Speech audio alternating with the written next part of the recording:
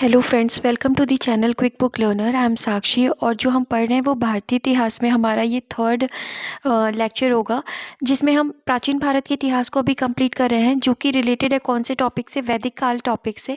तो बिना time waste किए हम नोट्स को पढ़ते हैं कि क्या क्या चीज़ें हमारे नोट्स में दी गई हैं। तो सबसे पहले अगर हम देखें तो वैदिक शब्द जो है वो किससे बना हुआ है, तो वेदों से बना हुआ है। वेद का अर्थ ज्ञान होता है। भारत में सैंधव संस्कृति के पश्चात जिस नवीन सभ्यता का विकास हुआ उसे वैदिक सभ्यता या आर्य सभ्यता के नाम से जाना जाता है। आर्य शब्द भाषा सूचक है जिसका अर्थ है श्रेष्ठ या कुलीन। तो आर्य शब्द का क्या अर्थ होता है? श्रेष्ठ या कुलीन। क्लासिकीय संस्कृति में आर्य शब्द का अर्थ है एक उत्तम व्यक्ति। आर्यों का इतिहास मुख्यतः वेदों से ज्ञात होता है, तो हमें आर्यों के इतिहास के बारे में जानकारी वेदों से प्राप्त होती है।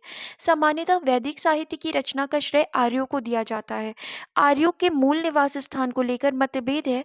प्रमुख इतिहासकारों ने इस पर अलग अलग विचार व्यक्त किए हैं। तो अगर हम आर्यों के मूल निवास के बारे में देखें तो एल.डी. कल्ल का कहना था कि कश्मीर अथवा हिमालय क्षेत्र है वो आर्यों का क्या था? मूल निवास स्थान था। गंगानाथ झा का क्या कहना था कि वो ब्रह्म ऋषि देश से थे। अविनाश चंद्र दास का मानना था कि वो सप्त सैंधव प्रदेश से आए हैं, यानी उनका मूल स्थान क्या था? सप्त सैंधव प्रदेश है। डी.एस. त्रिवेदी का मानना था कि वो देविका प्रदेश यानी कि मुल्तान से आए हुए हैं। गार्डन चाइल्ड का मानना था कि जो आर्य हैं उनका मूल निवास स्थान दक्षिणी रूस है। मैक्स मूलर का मानना था कि वो मध्य एशिया से आए हुए हैं और पंडित बाल गंगाधर तिलक का मानना था कि वो उत्तरी ध्रुव से आए हैं। इस तरीके से स्वामी दयानंद सरस्वती का मानना था कि तिब्बत से आए हैं। हर्ट और पंका का था कि वो जर्मनी से हैं और गाइल्स का मानना था कि हंगरी से जो थे वो आर्यों का, हंगरी जो था वो आर्यों का मूल निवास स्थान था। तो इस तरीके से हमने देखा कि अलग अलग विद्वानों के द्वारा अलग अलग उनके मत थे कि जो आर्य थे वो किस क्षेत्र से थे। इसके बाद हम पढ़ते हैं नेक्स्ट पॉइंट कि वैदिक काल को दो भागों में विभाजित किया गया है। ऋग वैदिक काल अथवा वैदिक काल और उत्तर वैदिक काल। तो वैदिक काल को दो भागों में बांटा गया है। ऋग वैदिक काल जिसे हम पूर्व वैदिक काल भी कहते हैं, जिसका समय जो है वो 1500 ईसा पूर्व से 1000 ईसा पूर्व है, और उत्तर वैदिक काल 1000 ईसा पूर्व से 600 ईसा पूर्व। इसके बाद ऋग वैदिक काल का इतिहास पूर्णतः ऋग्वेद से ज्ञात होता है। ऋग्वेद में लोहे का उल्लेख नहीं है, तो हमें ये ध्यान रखना है कि ऋग्वेद में किसका उल्लेख नहीं है? लोहे का उल्लेख नहीं है। उत्तर वैदिक ग्रंथों में लोहे का उल्लेख मिलता है। अगर हमने बात की कि ऋग्वेद में हमें कहीं पे भी लोहे के बारे में नहीं पता चलता, और वहीं उत्तर वैदिक काल में हमें लोहे के बारे में पता चलता है। इसके बाद ऋग्वेद के नदी सूक्त में 21 नदियों का वर्णन है। तो ऋग्वेद के नदी सूक्त में कितनी नदियों का वर्णन है? 21 नदियों का वर्णन है, जिसमें सबसे पश्चिम में कुबा और सबसे पूर्व में गंगा है। तो हमें ध्यान रखना है कि ऋग्वेद के नदी सूक्त में 21 नदियों का वर्णन है, जिसमें अगर हम सबसे पश्चिम की बात करते हैं तो कुबा और सबसे पूर्व की बात करते हैं तो गंगा है। ऋग्वेद में अफगानिस्तान की 4 नदियां क्रुमु, कुबा, गोमती और सुबास्तु का उल्लेख मिलता है। तो अफगानिस्तान की 4 नदियां कौन कौन सी? क्रुमु, कुबा, गोमती और सुबास्तु का उल्लेख मिलता है। ऋग्वेद में सप्त सैंधव प्रदेश की 7 नदियों का उल्लेख मिलता है। तो ऋग्वेद में जो अगर हम सप्त सैंधव प्रदेश की 7 नदियों का हमें क्या देखने को मिलता है? उल्लेख देखने को मिलता है। और कौन कौन सी नदियां हैं सप्त सैंधव प्रदेश की? तो सरस्वती है, विपाशा है, पुरुषनी है, वितस्ता है, सिंधु है, शतुद्री है और अस्किनी है। तो इस तरीके से 7 नदियों का हमको क्या मिलता है? उल्लेख मिलता है। ऋग्वेद में यमुना नदी का 3 बार जबकि गंगा नदी का 1 बार उल्लेख हुआ है। इसके बाद अगला पॉइंट हम देखें, इसमें कश्मीर की एक नदी मरुदवृधा का उल्लेख मिलता है। तो मरुदवृधा कहाँ की नदी है? कश्मीर की एक नदी है जो मरुदवृधा नाम है, उसका उल्लेख मिलता है। ऋग्वेद में सिंधु नदी का सर्वाधिक बार क्या हुआ है? उल्लेख हुआ है। तो अगर हम बात कर रहे थे यमुना का 3 बार, गंगा का 1 बार, और ऋग्वेद में जो सबसे ज़्यादा बार किसी नदी का उल्लेख मिलता है तो वो कौन सी नदी है? सिंधु नदी है। जबकि ऋग्वैदिक आर्यों की सबसे पवित्र नदी सरस्वती थी, जिसे मातेतमा, देवीतमा या नदीतमा कहा गया है। तो सबसे पवित्र नदी कौन सी थी? सरस्वती थी, जिसे कौन सी नदी? मातेतमा, देवीतमा या नदीतमा कहा गया है। सिंधु नदी को उसके आर्थिक महत्व के कारण हिरण्य कहा गया है। तो हमें ध्यान रखना है कि कौन सी नदी? सिंधु नदी को उसके आर्थिक महत्व के कारण क्या कहा गया है? हिरण्य कहा गया है। तथा इसके गिरने की जगह परावत अर्थात अरब सागर बताई गई है। तो याद रखना है हमें कि परावत किसे कहा जाता है, अरब सागर को कहा जाता है। गंगा यमुना के दोआब एवं उसके सीमावर्ती क्षेत्रों को आर्यों ने ब्रह्म ऋषि देश कहा है। आर्यों ने हिमालय और विंध्याचल पर्वतों के बीच का नाम मध्य देश रखा है। कालांतर में आर्यों ने संपूर्ण उत्तर भारत में अपना विस्तार कर लिया, जिसे आर्यावर्त कहा जाता है। तो अगर हम बात कर रहे हैं, बहुत ध्यान से हमें देखना है कि आर्यों ने हिमालय और विंध्याचल पर्वत के बीच का नाम क्या रखा है, मध्य देश रखा है। और कालांतर में आगे चलकर आर्यों ने संपूर्ण उत्तर भारत पे क्या कर लिया था, अपना विस्तार कर लिया, और उसी को वो क्या कहते थे, आर्यावर्त कहते थे। 1400 ईसा पूर्व में बोगज कोई एशिया माइनर के अभिलेख में, तो बोगज कोई एशिया माइनर के अभिलेख में ऋग्वैदिक काल के देवताओं का, और ऋग्वैदिक काल के जो देवता थे इंद्र, वरुण, मित्र और नासत्य का उल्लेख मिलता है। तो इंद्र, वरुण, मित्र और नासत्य जो ऋग्वैदिक देवता थे, इनका उल्लेख हमको कौन से अभिलेख से मिलता है, बोगज कोई अभिलेख से मिलता है। इसके बाद नेक्स्ट पॉइंट देखें तो हमें ऋग्वैदिक काल की नदियों को देखते हैं। तो अस्किनी का आधुनिक नाम क्या है, चिनाब है। विपाशा का आधुनिक नाम क्या है, व्यास नदी। पुरोशनी का आधुनिक नाम रावी। वितास्ता झेलम। कुबा काबुल। क्रुमु कुर्रम नदी को कहते हैं। गोमती गोमल नदी को। सुवास्तु स्वात नदी को। सदानीरा गंडक नदी को। शुतुद्रि सतलज नदी को। और दृशद्वती घग्गर नदी को। तो इस तरीके से ये कैसी नदियां हैं, ऋग्वैदिक काल की नदियां हैं और इनके आधुनिक नाम है ये। इसके बाद आगे बढ़ते हुए हम देखते हैं वैदिक साहित्य को श्रुति भी कहा जाता है। तो वैदिक साहित्य को किस नाम से जाना जाता है, श्रुति भी कहा जाता है। श्रुति का शाब्दिक अर्थ होता है सुना हुआ।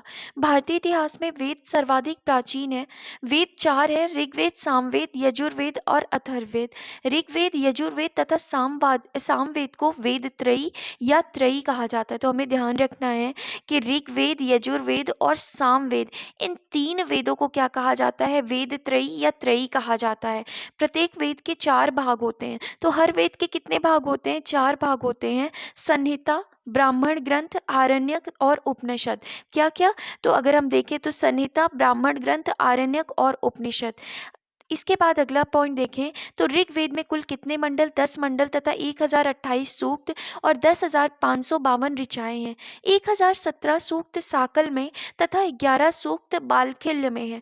तो 1017 सूक्त कहाँ पे हैं, साकल में है, और 11 सूक्त बालखिल्य में है। ऋग्वेद के 2 से 7 तक के मंडल प्राचीन माने जाते हैं। तो हमें ध्यान रखना है कि ऋग्वेद के 2 से 7 तक के मंडल क्या माने जाते हैं, प्राचीन माने जाते हैं। अगर हम यहाँ देखें तो ऋग्वेद के मंडल और उसके रचयिता के बारे में बात की गई है। तो ऋग्वेद का जो प्रथम मंडल है उसके रचयिता कौन थे, तो मधुच्छमदा और मेधातिथि, ये प्रथम मंडल के क्या थे, रचयिता थे। द्वितीय मंडल के जो रचयिता थे उनका नाम क्या था, गृत्समद। तृतीय मंडल के जो रचयिता थे उनका नाम विश्वामित्र। चतुर्थ मंडल के रचयिता का नाम वामदेव। पंचम मंडल के जो रचयिता थे उनका नाम क्या था, तो अत्रि था। और षष्ठम मंडल के जो रचयिता थे उनका नाम क्या था, भारद्वाज था। एक बार फिर से इसको रिपीट में देखते हैं कि प्रथम मंडल के रचयिता मधुच्छमदा या मेधातिथि थे। द्वितीय मंडल के जो रचयिता थे वो गृत्समद थे। तृतीय मंडल के रचयिता विश्वामित्र। चतुर्थ मंडल के रचयिता वामदेव। पंचम मंडल के जो रचयिता थे वो अत्रि थे। और षष्ठम मंडल के जो रचयिता थे वो कौन थे, भारद्वाज थे। इसके बाद सप्तम मंडल के रचयिता वशिष्ठ। अष्टम मंडल के जो रचयिता थे वो कण्व और आंगिरस थे। नवम मंडल के जो रचयिता थे वो सोम देवता एवं अन्य ऋषि। और दसम मंडल के जो रचयिता थे वो विमदा, इंद्र, शची और अन्य थे। तो इस तरीके से हमने 10 मंडल के रचयिताओं को देखा। अब अगला पॉइंट अगर हम देखें तो ऋग्वेद के तृतीय मंडल में गायत्री मंत्र का हमको क्या मिलता है, उल्लेख मिलता है। तो तृतीय मंडल में हमें किसके बारे में उल्लेख मिलता है, गायत्री मंत्र का उल्लेख मिलता है। और गायत्री मंत्र के जो रचनाकार है वो कौन है, तो विश्वामित्र है। यह सविता सूर्य देव को समर्पित है। ऋग्वेद की अब हम बात करें अगर 9वें मंडल में सभी 114 सूक्त सोम को समर्पित है। तो 9वां मंडल जो है वो किसको समर्पित है, सोम को समर्पित है। प्रारंभ में हम 3 वर्णों का उल्लेख पाते हैं, ब्राह्मण, क्षत्रिय और वैश्य। शूद्र शब्द का उल्लेख सर्वप्रथम ऋग्वेद के 10वें मंडल में तो जो शूद्र शब्द का उल्लेख है वो सर्वप्रथम ऋग्वेद के 10वें मंडल के पुरुष सूक्त में हुआ है। तो अगर हमें ध्यान रखना है कि शूद्र शब्द का जो सबसे पहला प्रयोग है वो ऋग्वेद के 10वें मंडल में पुरुष सूक्त में हुआ है। ऋग्वेद के मंत्रों का उच्चारण करके यज्ञ संपन्न कराने वाले पुरोहित को क्या कहा जाता था? होता कहा जाता था। तो ऋग्वेद के मंत्रों का उच्चारण करके यज्ञ संपन्न कराने वाले पुरोहित को होता कहा जाता था। इसके बाद अगर हम नेक्स्ट पॉइंट देखें तो ऐतरेय और कौशितकी, ऐतरेय तथा कौशितकी ऋग्वेद के दो ब्राह्मण ग्रंथ हैं। तो अगर हम बात कर रहे हैं ऋग्वेद के दो ब्राह्मण ग्रंथों के बारे में तो कौन कौन से हैं? ऐतरेय और कौशितकी जो है वो ऋग्वेद के दो ब्राह्मण ग्रंथ हैं। पतंजलि के अनुसार ऋग्वेद की 21 शाखाएं हैं। ऐतरेय ब्राह्मण के शुनहशेप आख्यान का वर्णन मिलता है। सॉरी, अगर हम यहाँ पे देखते हैं तो ऐतरेय ब्राह्मण में हमें किसका मिलता है? सुनहशेप आख्यान का वर्णन मिलता है। इसके बाद हम बात करते हैं किसके बारे में? यजुर्वेद में। तो यजुर्वेद में स्तोत्र एवं कर्म कांड वर्णित है। यह वेद गद्य एवं पद्य दोनों में है। यजुर्वेद के कर्म कांडों को संपन्न कराने वाले पुरोहित को अधर्वी कहा जाता था। और यजुर्वेद की दो शाखाएं हैं, कृष्ण यजुर्वेद जो पद्य और गद्य दोनों में है, और शुक्ल यजुर्वेद जो केवल पद में है। तो हमें ध्यान रखना है कि यजुर्वेद की दो शाखाएं हैं, कृष्ण यजुर्वेद जो कि पद्य और गद्य दोनों में है, और शुक्ल यजुर्वेद जो कि केवल किस में है? पद में है। यजुर्वेद का अंतिम भाग ईशोपनिषद है, जिसका संबंध ज्ञाकिक के अनुष्ठान से न होकर आध्यात्मिक चिंतन से है। तो आखिरी भाग जो है वो अगर हम देखें यजुर्वेद का तो वो कौन सा है? ईशोपनिषद है, जिसका संबंध किससे है? आध्यात्मिक चिंतन से है। शुक्ल यजुर्वेद की मुख्य शाखाएं जो हैं वो कौन सी हैं? कण्व तथा माध्यान्दिन। तो ये अगर हम देखें शुक्ल यजुर्वेद की जो मुख्य शाखाएं हैं वो कण्व और माध्यान्दिन है। शुक्ल यजुर्वेद की संहिताओं को वाजसनेय भी कहा गया है, क्योंकि वाजसनेय के पुत्र याज्ञवल्क्य इसके दृष्टा थे। तो शुक्ल यजुर्वेद की संहिताओं को किस नाम से जाना जाता है? तो शुक्ल यजुर्वेद की संहिताओं को वाजसनेय के नाम से भी जाना जाता है। इसके बाद नेक्स्ट पॉइंट देखते हैं। कृष्ण यजुर्वेद की अगर हम मुख्य शाखाओं की बात करें तो तैत्तिरीय, काठक, मैत्रायणी और कपिस्थल, ये जो है ये किसकी शाखा है? कृष्ण यजुर्वेद की प्रमुख शाखाएं हैं। शतपथ ब्राह्मण शुक्ल यजुर्वेद का ब्राह्मण ग्रंथ है। तो हमें ध्यान रखना है कि शतपथ ब्राह्मण जो है वो यजुर्वेद का ब्राह्मण ग्रंथ है, और इसमें पुनर्जन्म का सिद्धांत, जल प्लावन कथा, पुरूरवा, उर्वशी आख्यान तथा पुरुष मेध का वर्णन है। साम का अर्थ संगीत अथवा गान होता है। सामवेद में यज्ञों के अवसर पर गाए जाने वाले मंत्रों का क्या होता है? संग्रह होता है। जो व्यक्ति इन मंत्रों को गाता है उसे क्या कहा जाता है? उद्गाता कहा जाता है। सामवेद में कुल 1875 ऋचाएं हैं, जिनमें से 75, जबकि कुछ विद्वानों के अनुसार इन 99 को छोड़कर शेष सभी जो है वो ऋग्वेद में भी उपलब्ध हैं। सामवेद की प्रमुख शाखाएं कौन कौन सी हैं? तो अगर हम सामवेद की प्रमुख शाखाओं के बारे में देख रहे हैं तो कौथुमीय, राणायनीय और जैमिनीय, ये जो है वो किसकी शाखाएं हैं? तो सामवेद की शाखाएं हैं। अथर्ववेद में 20 कांड, 730 सूक्त और 5987 मंत्र हैं। इसमें 1200 मंत्र जो हैं वो क्या हैं? ऋग्वेद के हैं। अथर्ववेद के मंत्रों का उच्चारण करने वाले पुरोहित को क्या कहा जाता है? ब्रह्मा कहा जाता है। अथर्ववेद में मगध तथा अंग दोनों को दूरस्थ प्रदेश कहा गया है। इसमें सभा और समिति को प्रजापति की दो पुत्रियां कहा गया है। किसमें? अगर हम अथर्ववेद में बात करें तो सभा और समिति को प्रजापति की दो पुत्रियां कहा गया है। इसमें सामान्य मनुष्य के विचारों, विश्वासों तथा अंधविश्वासों का विवरण मिलता है। अथर्ववेद की दो शाखाएं उपलब्ध हैं, पिप्पलाद तथा शौनक। तो अगर हम बात करें किसके बारे में? अथर्ववेद की शाखाओं के बारे में, तो दो शाखाएं हमको मिलती हैं, पिप्पलाद तथा शौनक। याज्ञवल्क्य गार्गी के प्रसिद्ध संवाद का उल्लेख बृहदारण्यक उपनिषद से है। तो अगर हम बात करते हैं याज्ञवल्क्य और गार्गी के प्रसिद्ध संवाद का उल्लेख हमको कहाँ से मिलता है? तो बृहदारण्यक उपनिषद से मिलता है। कठोपनिषद में हमको क्या देखने को मिलता है? यम और नचिकेता का संवाद उल्लेखित है। तो यम और नचिकेता का संवाद कठोपनिषद में, याज्ञवल्क्य और गार्गी के प्रसिद्ध संवाद का उल्लेख हमको बृहदारण्यक उपनिषद में मिलता है। कठोपनिषद कृष्ण यजुर्वेद का उपनिषद है। सत्यमेव जयते शब्द जो है वो मुंडको उपनिषद से लिया गया है। अथर्ववेद का एकमात्र ब्राह्मण गोपद ब्राह्मण है। तो अगर हम बात कर रहे हैं अर्थवेद का, तो एकमात्र ब्राह्मण कौन सा है? गोपद ब्राह्मण है। इसका कोई आरण्यक नहीं है। उपनिषद दर्शन पर आधारित पुस्तकें हैं, इन्हें वेदांत भी कहा जाता है। तो अगर हम बात करते हैं तो यहाँ पे इसका कोई भी आरण्यक हमको, अथर्ववेद का कोई आरण्यक हमको देखने को नहीं मिलता। और उपनिषद दर्शन पर आधारित पुस्तकें हैं और इन्हें क्या कहा जाता है? वेदांत कहा जाता है। तो उपनिषद दर्शन पर आधारित जो पुस्तकें होती हैं उन्हें क्या कहा जाता है? वेदांत कहा जाता है। उपनिषद का अर्थ होता है शिष्य द्वारा ज्ञान प्राप्ति हेतु गुरु के समीप बैठना। उपनिषद में प्रथम बार मोक्ष की चर्चा मिलती है। यह शब्द श्वेताश्वर उपनिषद में पहली बार आया है। तो मोक्ष शब्द अगर हम देखें तो सबसे पहली बार कौन से उपनिषद में आया है? तो श्वेताश्वर उपनिषद में पहली बार आया है। वेदांग की संख्या अगर हम बात करते हैं तो वेदांग की संख्या कितनी है? 6 है। और कौन कौन से वेदांग है? शिक्षा, कल्प, व्याकरण, निरुक्त, छंद तथा ज्योतिष। सूल्व सूत्र में यज्ञीय वेदियों को मापने, उनके स्थान चयन तथा निर्माण आदि का वर्णन मिलता है। तो हम अगर बात कर रहे हैं सूल्व सूत्र में, तो सूल्व सूत्र में हमें यज्ञीय वेदियों को मापने, उनके स्थान चयन और निर्माण आदि का वर्णन मिलता है। अब इसके बाद हम बात करते हैं पुराणों की। पुराणों की संख्या 18 है। और कौन कौन से पुराण है? तो हम ये देखते हैं कि पहला पुराण मत्स्य पुराण, मार्कंडेय पुराण, भविष्य पुराण, भागवत पुराण, ब्रह्मांड पुराण, ब्रह्म वैवर्त पुराण, ब्रह्मा पुराण, वामन पुराण, वराह पुराण, विष्णु पुराण, वायु पुराण, अग्नि पुराण, नारद पुराण, पद्म पुराण, लिंग पुराण, गरुड़, कूर्म पुराण, स्कंद पुराण। ये सभी 18 क्या है? पुराणों की संख्या कितनी है? 18। और ये सभी जो भी दिए गए हैं ये क्या है? पुराणों के नाम दिए गए हैं। इसके बाद अगर हम बात करें पुराणों के बारे में, तो इनकी रचना जो है वो किसने की थी? लोमहर्ष ऋषि तथा इनके पुत्र उग्रश्रवा द्वारा की गई थी। तो पुराणों की जो रचना है वो किसके द्वारा की गई है? लोमहर्ष ऋषि और उनके पुत्र उग्रश्रवा द्वारा की गई है।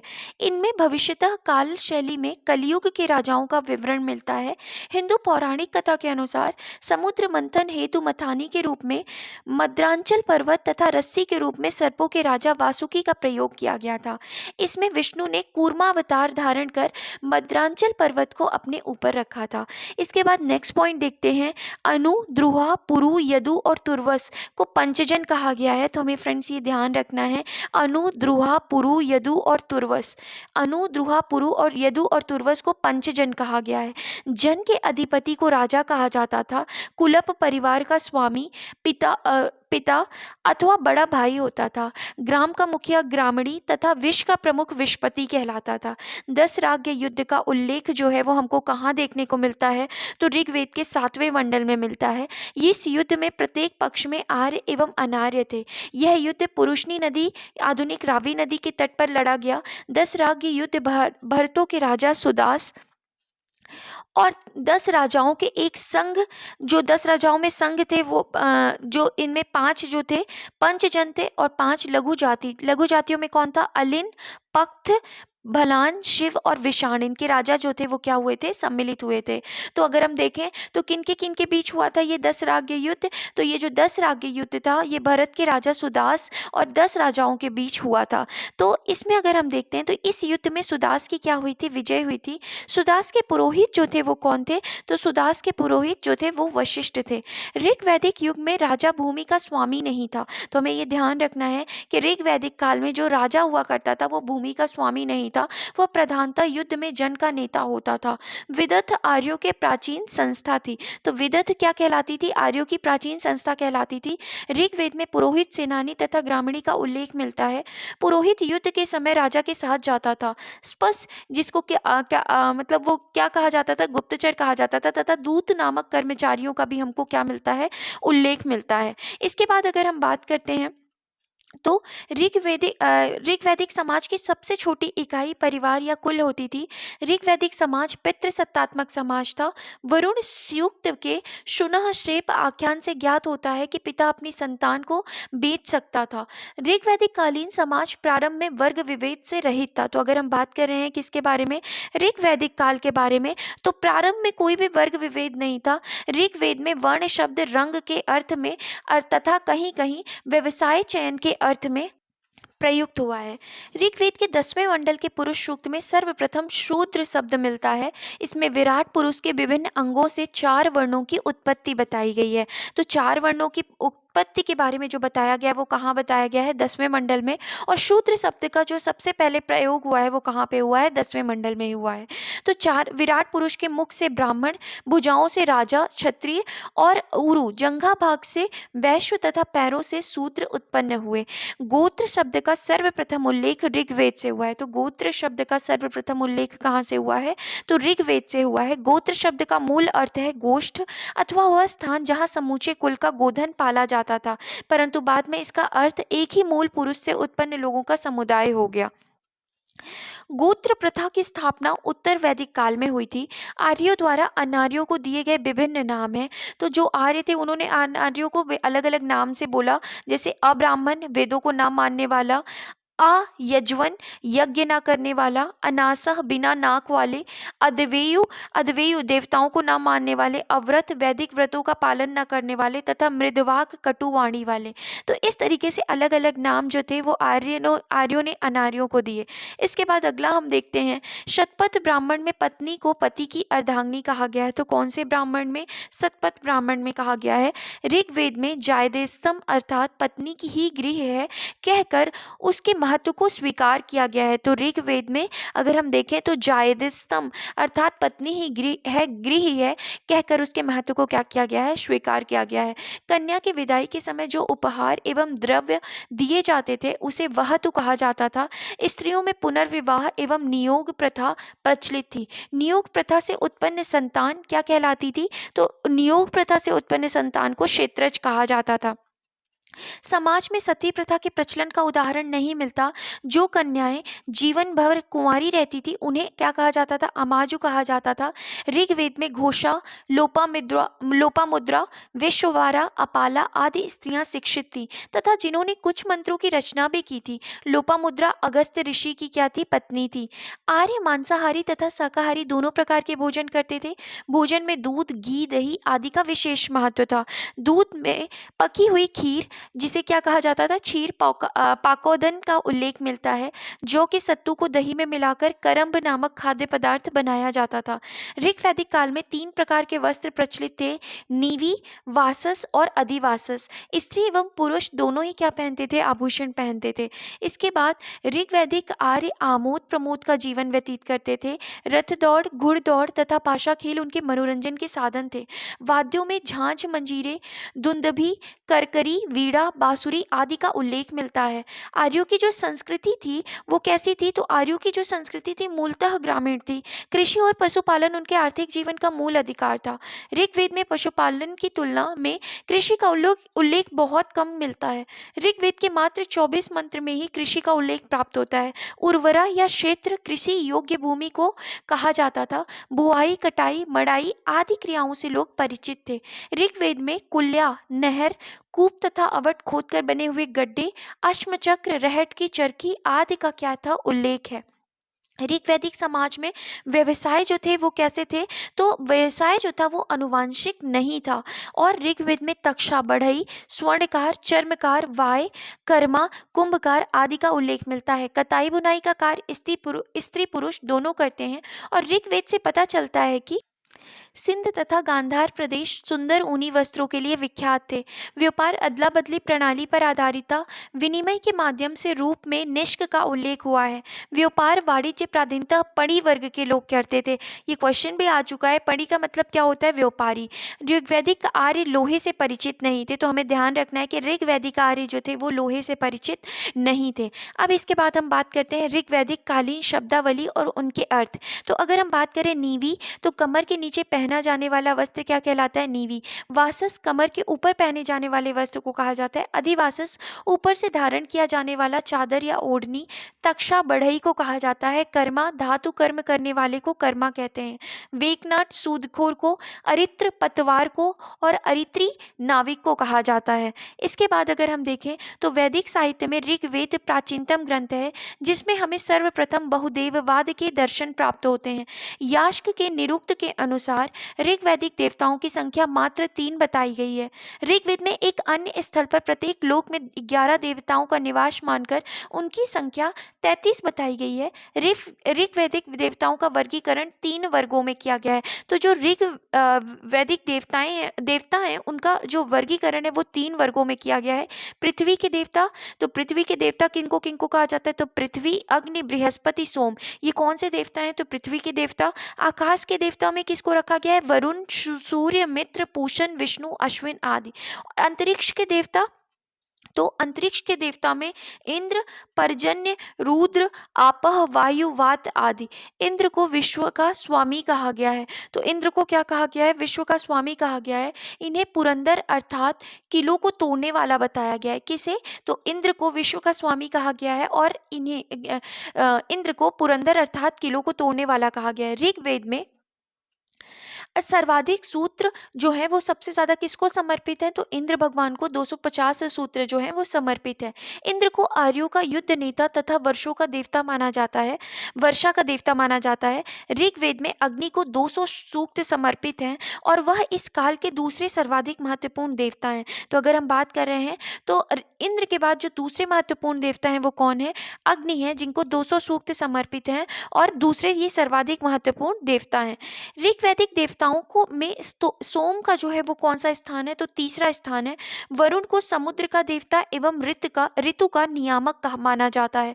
वरुण को वैदिक सभ्यता में नैतिक व्यवस्था का प्रधान माना जाता है। इसी कारण उन्हें ऋतस्य गोपा भी कहा जाता है। तो वरुण को वैदिक सभ्यता में नैतिक व्यवस्था का प्रधान माना जाता है और इसी वजह से वरुण को क्या कहा जाता है, ऋतस्य गोपा भी कहा जाता है।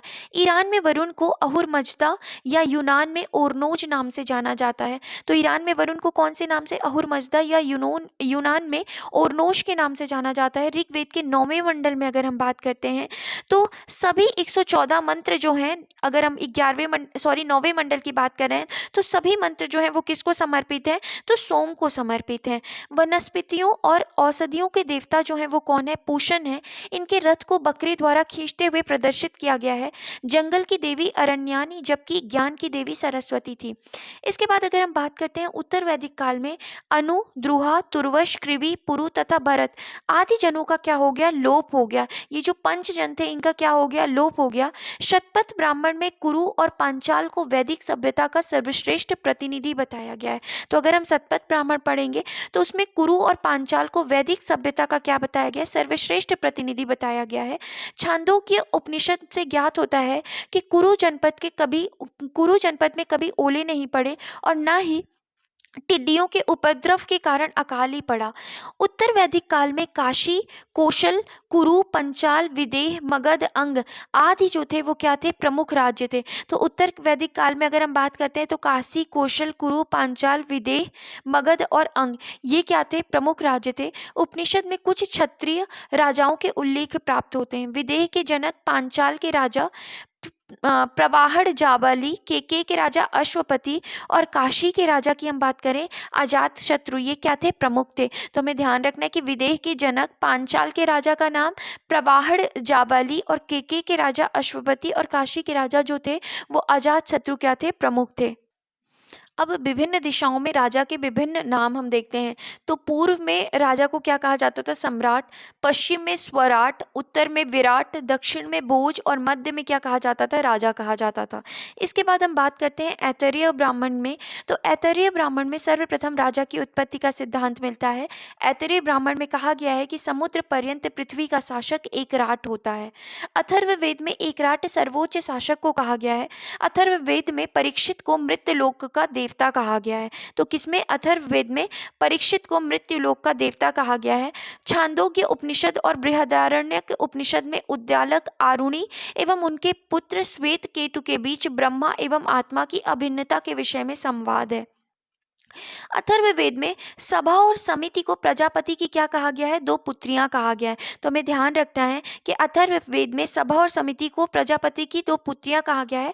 वैदिक काल में सभा और समिति नामक दो संस्थाएं राजा की निरंकुशता पर नियंत्रण रखती थी। संभवतः सभा कुलीन या वृद्ध मनुष्यों की संस्था थी जिसमें उच्च कुल में उत्पन्न व्यक्ति ही भाग ले सकते थे। इसके विपरीत समिति सर्वसाधारण की सभा थी जिसमें जनों के सभी व्यक्ति अथवा परिवारों के प्रमुख क्या करते करते थे, भाग लेते थे। इसके बाद अगर हम देखें तो सभा का ऋग्वेद में 8 बार उल्लेख मिलता है। ऋग्वेद में समिति का 6 बार उल्लेख मिलता है। उत्तर वैदिक काल में सभा में महिलाओं की भागीदारी क्या कर दी गई थी? बंद कर दी गई थी। संहिता एवं ब्राह्मण काल तक समिति का प्रभाव कम हो गया और यह केवल परामर्शदायिनी परिषद ही रह गई। राजसूय यज्ञ में रत्न हविष उत्सव के समय राजा रत्निन के घर जाता था। अलग अलग ग्रंथों में रत्निनों की संख्या अलग अलग प्राप्त होती है। और अगर हम बात करें तो शतपथ ब्राह्मण में सर्वाधिक 12 रत्नियों का हमको क्या मिलता है? उल्लेख मिलता है। तो 12 रत्नी कौन कौन से? तो अगर हम देखते हैं पुरोहित, पुरोहित जो है वो कौन होता था? तो राजा का प्रमुख परामर्शदाता को क्या कहा जाता था? पुरोहित। सेनानी कौन होता था? सेना का प्रमुख। ग्रामीण या ग्रामणी, ग्राम का मुखिया।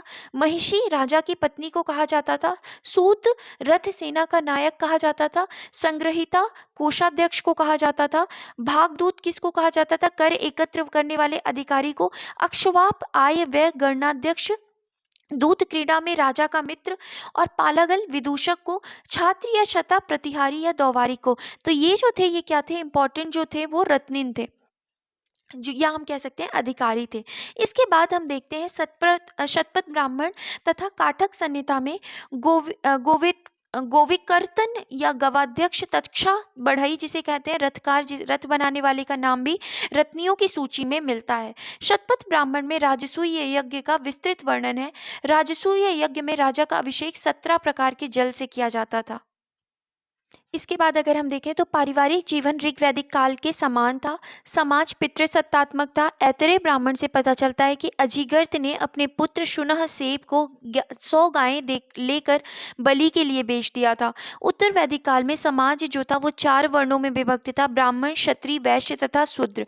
ऐतरेय ब्राह्मण में 4 वर्णों के कर्तव्यों का वर्णन मिलता है। क्षत्रिय या राजा भूमि का स्वामी होता था। वैश्य दूसरे को कर देते थे। शूद्र को 3 वर्णों का सेवक कहा गया है। ऐतरेय ब्राह्मण में कन्या को चिंता का कारण माना गया है। मैत्रायणी संहिता में स्त्री को पासा तथा सुरा के साथ 3 प्रमुख बुराइयों में गिनाया गया है। बृहदारण्यक उपनिषद में याज्ञवल्क्य गार्गी संवाद का उल्लेख है। उत्तर वैदिक काल में स्त्रियों की दशा में क्या आ गई थी? गिरावट आई है। इसके बाद अगर हम देखते हैं तो छांदोग्य उपनिषद में केवल 3 आश्रमों का उल्लेख है, जबकि सर्वप्रथम 4 आश्रमों का जो उल्लेख है वो हमें कहाँ मिलता है? तो हमें जावालोपनिषद में मिलता है। ये कौन कौन से 4 आचरण थे? तो ब्रह्मचर्य, गृहस्थ, वानप्रस्थ और संन्यास। तो ब्रह्मचर्य क्या देखें तो 25 वर्ष, गृहस्थ 25 से 50 वर्ष, वानप्रस्थ 50 से 75 और संन्यास 75 से 100 वर्ष। मनुष्य की आयु 100 वर्ष मानकर प्रत्येक आश्रम के लिए 25-25 वर्ष आयु निर्धारित की गई। बौधायन धर्म सूत्र के अनुसार गायत्री मंत्र द्वारा अगर हम देखें तो ब्राह्मण बालक का उपनयन संस्कार वसंत ऋतु में 8 वर्ष की अवस्था में किया जाता था। त्रिष्टुप मंत्र द्वारा क्षत्रिय बालक का उपनयन संस्कार ग्रीष्म ऋतु में 11 वर्ष की अवस्था में किया जाता था। और जगति मंत्र द्वारा वैश्य बालक का उपनयन संस्कार जो है वो शरद ऋतु में 12 वर्ष की अवस्था में होता था। वैदिक काल में जीविकोपार्जन हेतु वेद वेदांग पढ़ाने वाला अध्यापक उपाध्याय कहलाता था। तो जीविकोपार्जन हेतु वेद वेदांग पढ़ाने वाला अध्यापक क्या कहलाता था? उपाध्याय कहलाता था। ब्रह्मवादिनी वे कन्याएं थी जो जीवन भर आश्रम में रहकर शिक्षा प्राप्त करती थी, जबकि साधु वधु विवाह पूर्व तक शिक्षा प्राप्त करने वाली कन्याएं थी।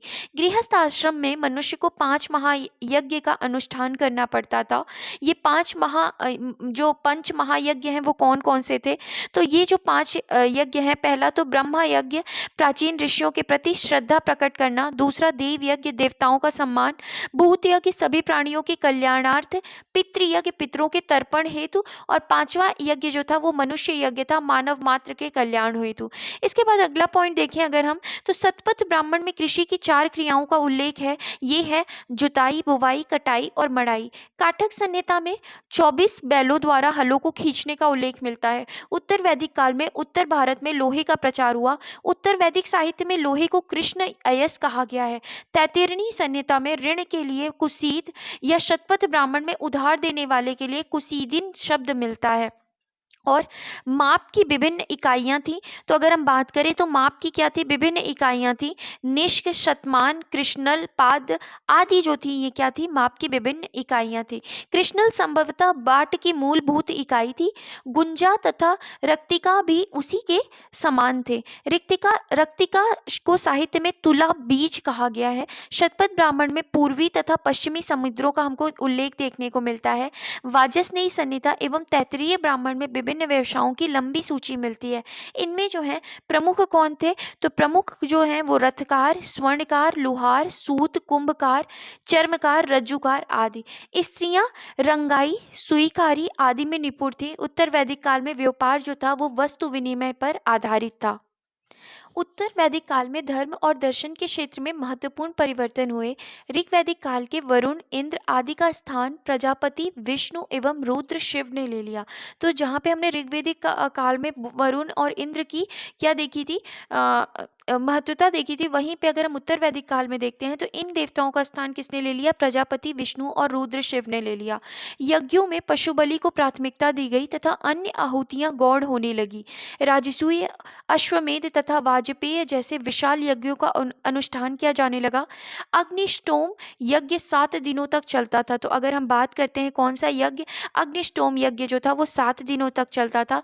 पहली बार शतपथ ब्राह्मण में पुनर्जन्म के सिद्धांत का उल्लेख मिलता है। उपनिषदों में ब्रह्मा एवं आत्मा के संबंधों की व्याख्या की गई है। पुरुषार्थ की संख्या 4 है, धर्म, अर्थ, काम तथा मोक्ष। तो अगर हम बात करें किसके बारे में, पुरुषार्थ, तो पुरुषार्थ की संख्या कितनी है, 4 है, धर्म, अर्थ, काम और मोक्ष। धर्म, अर्थ तथा काम को त्रिवर्ग कहा गया है। गृहा सूत्रों में 16 प्रकार के संस्कारों का उल्लेख है।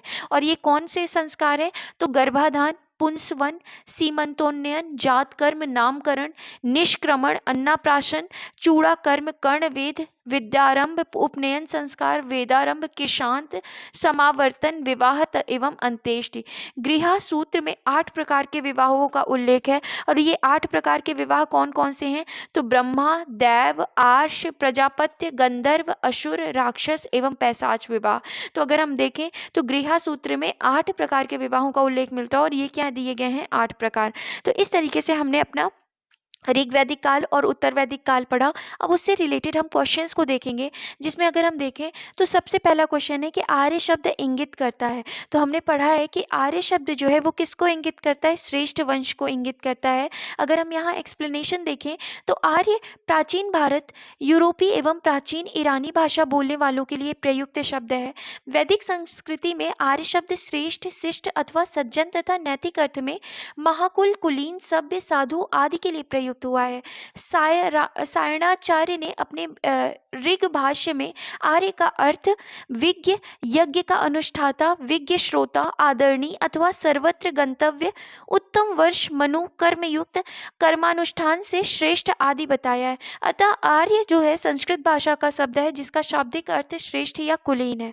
इसके बाद अगला क्वेश्चन है, तो क्लासिकीय संस्कृत में आर्य शब्द का क्या अर्थ होता है, तो आर्य शब्द का जो अर्थ होता है वो होता है एक उत्तम व्यक्ति। अगर हम एक्सप्लेनेशन देखते हैं तो क्लासिकी संस्कृति में आर्य शब्द का अर्थ है एक उत्तम व्यक्ति।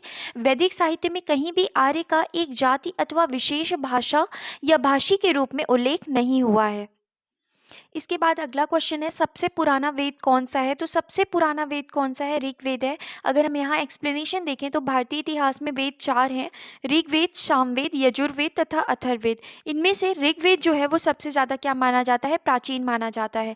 नेक्स्ट क्वेश्चन है, त्रयी नाम है। तो त्रयी हमने पढ़ा था कि 3 वेदों को क्या कहा जाता था, त्रयी कहा जाता था। और वो 3 वेद जो हैं वो कौन कौन से हैं, तो हमने देखा था कि ऋग्वेद, यजुर्वेद और सामवेद, इन तीनों वेदों को त्रयी कहा जाता था। अगर हम एक्सप्लेनेशन देखें तो ऋग्वेद, यजुर्वेद तथा सामवेद को वेदत्रयी या त्रयी कहा जाता है।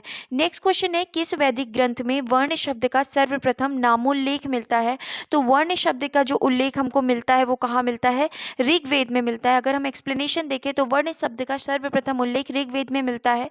ऋग्वेद में वर्ण शब्द रंग के अर्थ में तथा कहीं कहीं व्यवसाय चयन के अर्थ अर्थ में प्रयुक्त हुआ है। आर्यों को गौर वर्ण अथवा तथा दासों को कृष्ण वर्ग का ना कहा गया है। तो ध्यान रखना है कि आर्यों को गौर वर्ण और दासों को कृष्ण वर्ग का कहा गया है। ऋग्वेद के 10वें मंडल के पुरुष सूक्त में सर्वप्रथम शूद्र शब्द मिलता है। इसके बाद नेक्स्ट क्वेश्चन है, वर्ण व्यवस्था से संबंधित पुरुष सूक्त मूलतः पाया जाता है। तो पुरुष सूक्त जो पाया जाता है वो पुरुष सूक्त जो पाया जाता है वो कहाँ पाया जाता है? ऋग्वेद में पाया जाता है। इसके बाद हम अगला क्वेश्चन देखें कि हमें सुमेलित कीजिए अथर्ववेद, ऋग्वेद और यहाँ पे अगर हम देखें तो अगर हमें देखें तो ऋग्वेद का क्या होगा? ऋग्वेद में हमने पढ़ा है ईश्वर की महिमा। अथर्ववेद, तो अगर हम अथर्ववेद के बारे में देखते हैं तो अथर्ववेद का क्या होगा? तो अथर्ववेद जो होगा वो किससे संबंधित होगा? औषधियों से संबंधित होगा। सामवेद किससे संबंधित होगा? संगीत से। और अगर हम बात करते हैं यजुर्वेद का संबंध, तो यजुर्वेद किससे संबंधित है? तो यजुर्वेद बलिदान विधि से संबंधित है, क्योंकि हमने पढ़ा है कि जितने भी कर्मकांड है वो कहाँ बताए गए हैं? यजुर्वेद में बताए गए हैं। तो इस तरीके से अगर हम एक्सप्लेनेशन देखते हैं तो अथर्ववेद औषधियों से संबंधित है, ऋग्वेद में ईश्वर महिमा, यजुर्वेद में कर्मकांड और सामवेद में संगीत का हमको विस्तृत उल्लेख मिलता है। नेक्स्ट अगर क्वेश्चन हम देखें तो हमें यहाँ पे सही तरीके से मिलान करना है। तो ऋग्वेद की अगर हम बात करते हैं तो ऋग्वेद में क्या है? श्रोत एवं प्रार्थनाएं हैं। यजुर्वेद में क्या है? तो श्रोत एवं कर्मकांड है। सामवेद में संगीत में श्रोत है और अथर्ववेद में तंत्र मंत्र एवं वशीकरण है। इसके बाद नेक्स्ट क्वेश्चन की अगर हम बात करते हैं, सबसे पहले एक्सप्लेनेशन देख लेते हैं कि ऋग्वेद में श्रुत एवं प्रार्थनाएं हैं। इसमें कुल 1028 सूक्त तथा 10,552 ऋचाएं या मंत्र या श्लोक हैं। यजुर्वेद में श्रुत एवं कर्मकांड वर्णित है। सामवेद के पद गेय रूप में संगीत में स्तोत्र हैं, जिनको उद्गाता पुरोहित गाता कहा जाता था।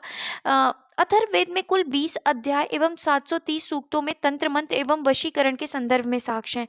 इसके बाद नेक्स्ट क्वेश्चन है, निम्नलिखित 4 वेदों में से किस एक में जादुई माया और वशीकरण का वर्णन है? तो हमने पढ़ा है ये जादुई माया और वशीकरण का वर्णन कौन से वेद में है? तो अथर्ववेद में है।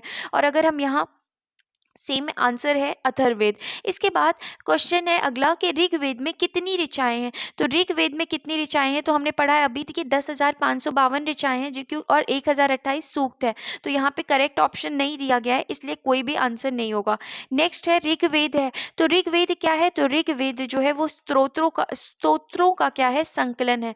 इसके बाद नेक्स्ट क्वेश्चन अगर हम देखें तो यहाँ पे हमें मिलाना है कि कौन किसका ब्राह्मण है। तो हम अगर बात करते हैं ऋग्वेद के बारे में, तो अगर इस क्वेश्चन को हम देखते हैं तो ऋग्वेद का ब्राह्मण कौन सा है? तो ऋग्वेद का जो ब्राह्मण है वो कौन सा है? ऐतरेय ब्राह्मण है।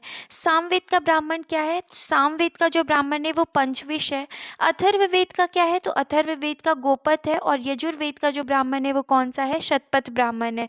तो इस तरीके से हमने देखा। और अगर हम एक्सप्लेनेशन देखें तो ऋग्वेद का ऐतरेय ब्राह्मण, सामवेद का पंचविश, अथर्ववेद का गोपथ और यजुर्वेद का शतपथ ब्राह्मण है।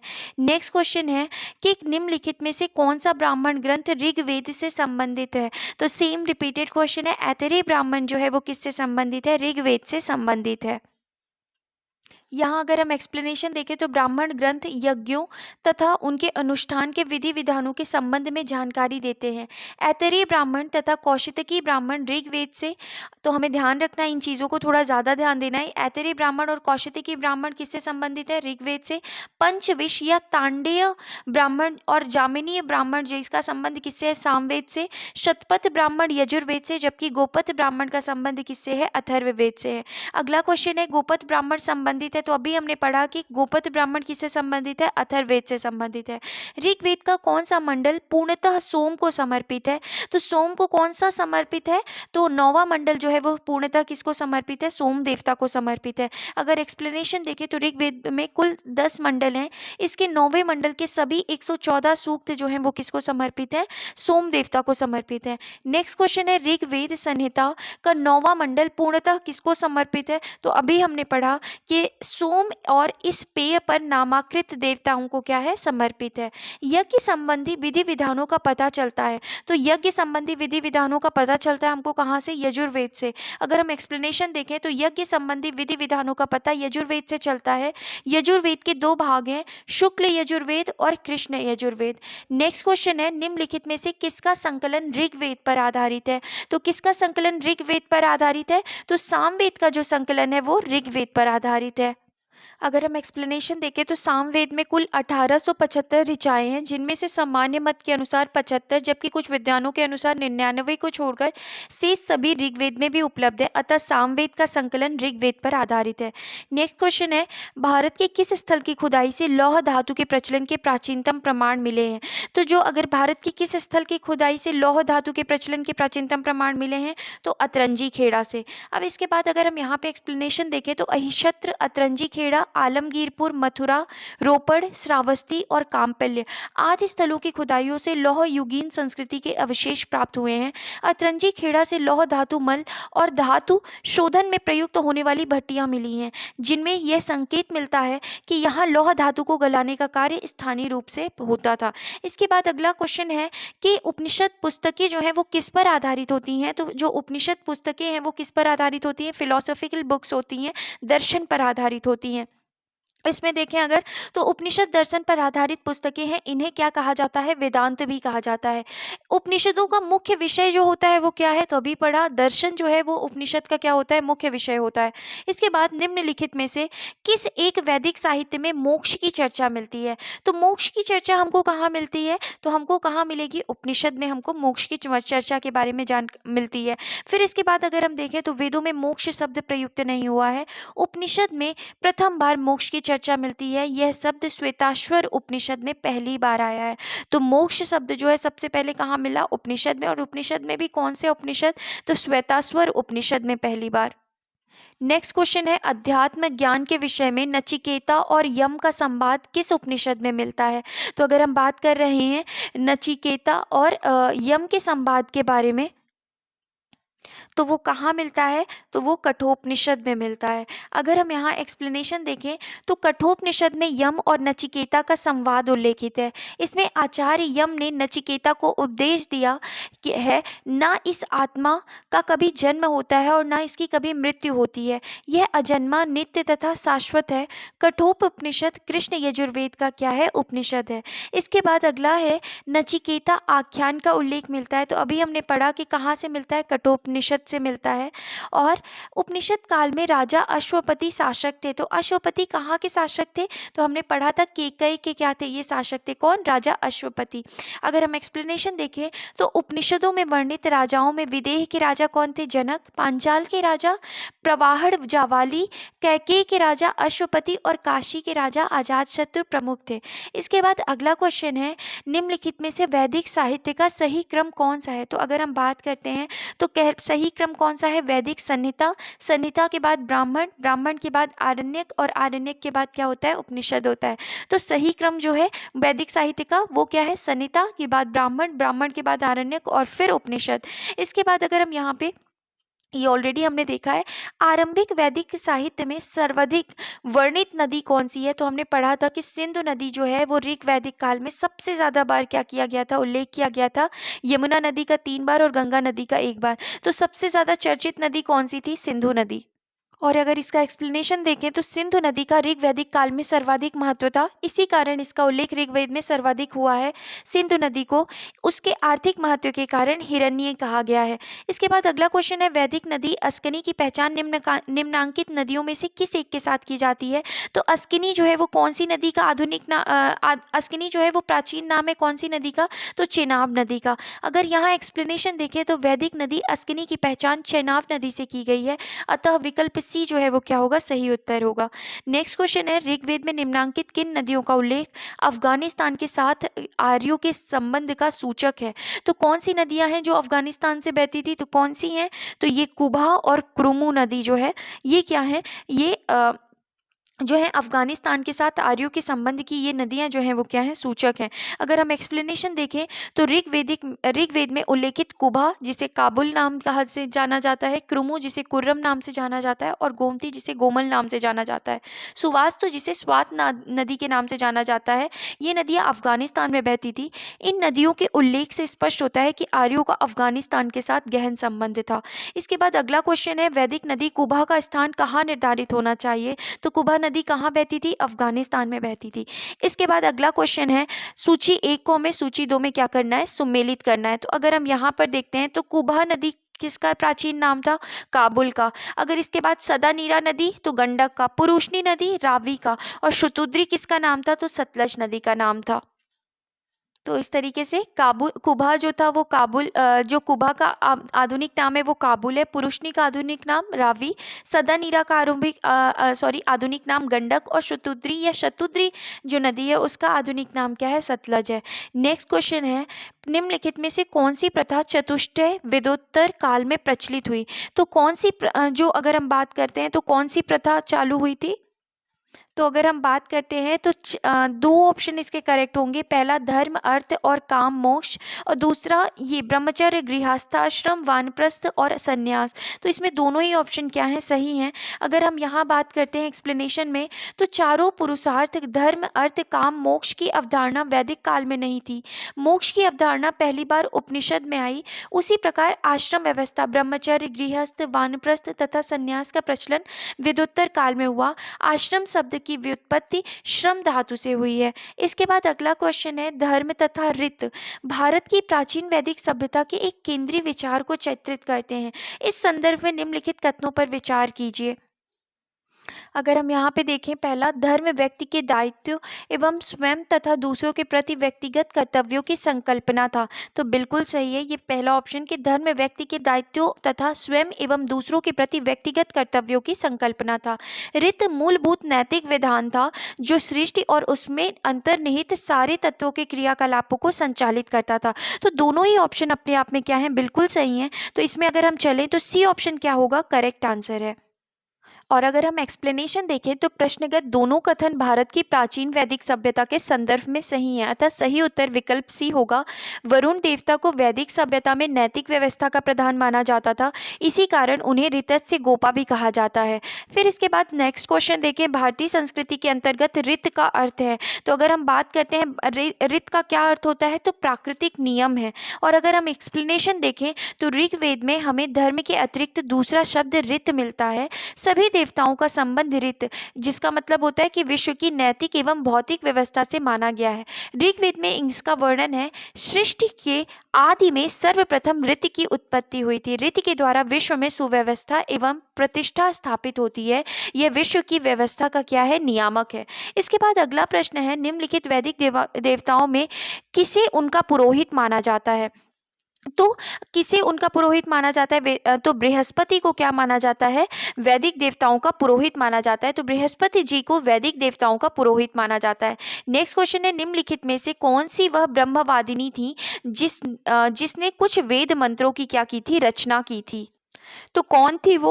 तो अगर हम देखें, लोपामुद्रा जो थी वो ब्रह्मवादिनी थी जिन्होंने कुछ वेद मंत्रों की क्या की थी? रचना की थी।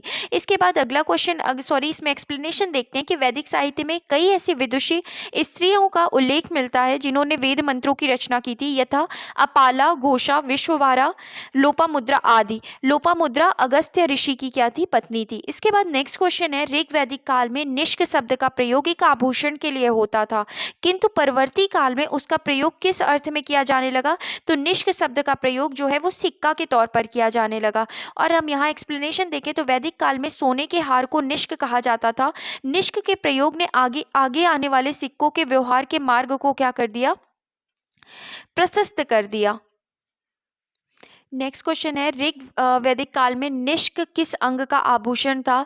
तो ऋग वैदिक काल में जो निष्क था वो कहाँ का आभूषण था? गले का आभूषण था। और अगर हम एक्सप्लेनेशन देखें तो ऋग वैदिक काल में निष्क गले में पहना जाने वाला एक प्रकार का हार था।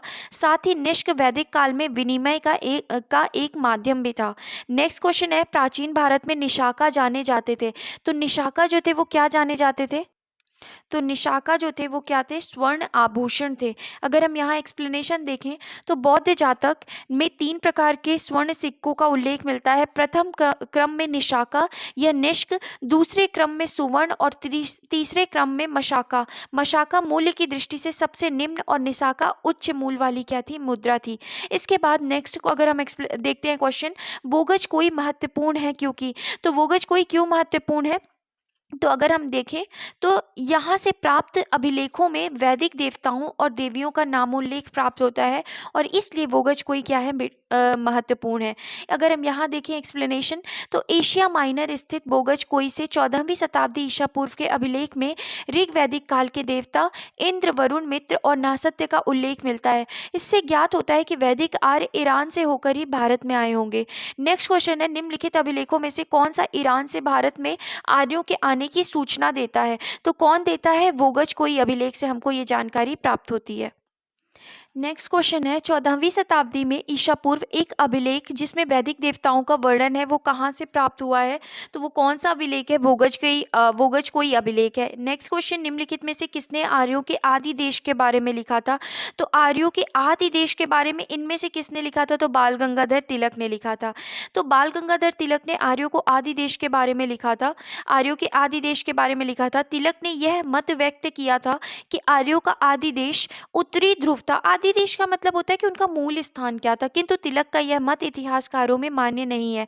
इसके बाद नेक्स्ट क्वेश्चन है, जिस ग्रंथ में पुरुष मेध का उल्लेख हुआ है वह है। तो अगर हम यहाँ पर देखते हैं कि पुरुष मेध का उल्लेख कहाँ हुआ है, तो क्योंकि इसमें सारे ही ऑप्शन सही हैं इसलिए इसमें करेक्ट ऑप्शन चूज नहीं किया जा सकता। अगर हम यहाँ एक्सप्लेनेशन देखें तो पुरुष मेध एक प्रमुख यज्ञ है। यह शुक्ल यजुर्वेद के तीसरे अध्याय, कृष्ण यजुर्वेद, शुक्ल यजुर्वेद के शतपथ ब्राह्मण तथा कृष्ण यजुर्वेद के तैत्तिरीय ब्राह्मण में वर्णित है। अतः प्रश्न के दिए गए विकल्पों में तीनों मौजूद होने के कारण कोई उत्तर नहीं दिया जा सकता। यद्यपि अनेक इतिहासकारों ने केवल शतपथ ब्राह्मण की चर्चा करते समय उसमें पुरुष मेध यज्ञ की चर्चा करी है। इसके बाद शतपथ ब्राह्मण में उल्लेखित राजा विदेह माधव से संबंधित ऋषि थे। तो विदेह माधव से संबंधित ऋषि कौन थे? तो ऋषि गौतम राहुगुड़ा थे। तो अगर हम बात करें राजा विदेह माधव से संबंधित ऋषि के बारे में तो कौन थे? ऋषि गौतम राहुगढ़ थे। और अगर हम यहाँ एक्सप्लेनेशन देखते हैं तो आर्यों के पूर्व दिशा की ओर प्रसार के विषय में शतपथ ब्राह्मण में वर्णित विदेह माधव की आख्यायिका उल्लेखनीय है। इसके अनुसार राजा विदेह माधव से संबंधित ऋषि गौतम राहुगढ़ थे। इसके बाद अगला क्वेश्चन है, उत्तर वैदिक काल में निम्नलिखित में से किनको आर्य संस्कृति का धूर समझा जाता था? तो हमने ये पढ़ा था कि कुरु और पांचाल को आर्य संस्कृति का क्या समझा जाता था? धूर समझा जाता था। तो इसका करेक्ट आंसर जो होगा वो क्या होगा? सी ऑप्शन जो है वो करेक्ट आंसर है। और अगर हम एक्सप्लेनेशन देखें तो एक्सप्लेनेशन में लिखा भी है कि उत्तर वैदिक काल में नगरीकरण की प्रक्रिया आरंभ हो चुकी थी। कुरु पांचाल इस समय की प्रमुख नगर बन गए थे तथा ये नगर उत्तर वैदिक सभ्यता के प्रमुख केंद्र या क्या थे? धुर थे। इसके बाद हम बात करते हैं गोत्र शब्द का प्रयोग सर्वप्रथम कहाँ हुआ है? तो गोत्र शब्द का प्रयोग जो है वो सर्वप्रथम ऋग्वेद में हुआ है। अगर हम एक्सप्लेनेशन देखें तो गोत्र शब्द का सर्वप्रथम उल्लेख ऋग्वेद में हुआ था। गोत्र शब्द का मूल अर्थ है गोष्ठ अथवा वह स्थान जहाँ समूचे कुल का गोधन पाला जाता है। इसके बाद अगला क्वेश्चन है, पूर्व वैदिक आर्यों का धर्म प्रमुखता था। तो पूर्व वैदिक आर्यों का जो धर्म था वो कैसा था? तो ये था प्राकृतिक पूजा और यज्ञ हुआ करती थी। और अगर हम देखें एक्सप्लेनेशन में तो पूर्व वैदिक आर्यों का धर्म मुख्यतः प्रकृति पूजा और यज्ञ पर आधारित था। भक्ति तथा मूर्ति पूजा का उदय मौर्योत्तर काल में शुरू हुआ। तो हमें ध्यान रखना है कि भक्ति तथा मूर्ति पूजा का उदय जो है वो कहाँ शुरू हुआ? मौर्योत्तर काल में। और अगर हम ऋग्वैदिक काल की बात कर रहे हैं तो प्रकृति पूजा होती थी और क्या होता था? यज्ञ होता था। इसके बाद अगला क्वेश्चन है, ऋग्वेद काल में जनता निम्न में से मुख्यतः किस में विश्वास करती थी? तो ऋग्वैदिक काल में जो वो विश्वास था वो किस पर था? तो बलि और कर्म कांड पर था।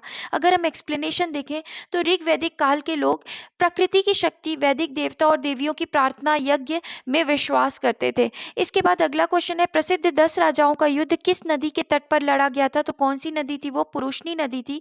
अगर हम एक्सप्लेनेशन देखें तो 10 राज्य युद्ध, 10 राजाओं का युद्ध जो था वो पुरुषनी नदी के तट पर लड़ा गया जिसमें भरतों के राजा सुदाश की क्या हुई थी? विजय हुई थी। इसके बाद अगला क्वेश्चन है, ऋग्वेद में उल्लेखित प्रसिद्ध 10 राजाओं का युद्ध किस नदी के किनारे लड़ा गया? तो किस नदी के किनारे लड़ा गया? पुरुषनी नदी के किनारे लड़ा गया। अगला क्वेश्चन है, निम्न में से किस नदी को ऋग्वेद में मातेतमा, देवीतमा और नदीतमा संबोधित किया गया है? तो कौन सी नदी को? सरस्वती नदी को। अगर एक्सप्लेनेशन देखें तो ऋग्वेद में सरस्वती को मातेतमा, देवीतमा एवं नदीतमा कहा गया है, अर्थात सबसे अच्छी माँ, सबसे अच्छी देवी और सबसे अच्छी नदी। उस नेक्स्ट क्वेश्चन है, उस जनजाति का नाम बताइए जो ऋग्वैदिक आर्यों के पंचजन से संबंधित नहीं है। तो हमें पता है यदु, तुर्वश, पुरु ये तीनों ही थे, किकट जो है वो नहीं था। तो अगर हम देखें तो पंचजन में कौन थे? यदु, द्रुधु, पुरु, अनु और तुर्वश जो थे वो क्या थे? शामिल थे। इसके बाद अगला है प्राचीन काल में आर्यों के जीविका और उपार्जन का मुख्य साधन जो था वो क्या था? तो प्राचीन काल में जो आर्यों के जीविका उपार्जन का जो प्रमुख साधन था वो क्या था? कृषि था। अगर एक्सप्लेनेशन देखें तो आर्य संस्कृति मूलतः पशुपालक और कृषक संस्कृति रही है। ऋग्वेद में कई मंत्रों में कृषि तथा उसके कार्यकलापों का वर्णन है। अच्छी कृषि के लिए वर्षा की कामना की गई है तथा पशुओं को चराने और पालने का अनेक स्थलों पर वर्णन है। उत्तर वैदिक काल तो कृषि प्रधान संस्कृति ही था। इसके बाद अगला क्वेश्चन देखें कि ऋग्वेद में उल्लेखित यव शब्द किस कृषि उत्पादन हेतु प्रयुक्त किया गया है? तो किसके लिए प्रयुक्त हुआ है? जौ के लिए प्रयुक्त हुआ है। इसको हमें सही मेल करना है। तो अगर हम बात करते हैं ब्रीही के बारे में, तो ब्रीही किसको कहा जाता था? तो ब्रीही चावल को कहा जाता था। मुदक किसको कहा जाता था? मूंग को कहा जाता था। यव किसको कहा जाता था? तो जौ को। और इक्षु किसको कहा जाता था? तो गन्ने को कहा जाता था। इस तरीके से हमने सही क्रम में मिलाया। अगर हम यहाँ पे एक्सप्लेनेशन डायरेक्टली देखते हैं तो ब्रीही चावल को, मुदग मूंग को, यव जौ को और इक्षु किसको कहा जाता था? गन्ना को कहा जाता था। इसके बाद अगला क्वेश्चन है ऋग्वैदिक पणी किस वर्ग के नागरिक थे? तो ये कौन से वर्ग के थे? व्यापारी वर्ग के थे। अगर हम यहाँ एक्सप्लेनेशन देखें तो व्यापार वाणिज्य प्रधानता पढ़ी लोग करते थे।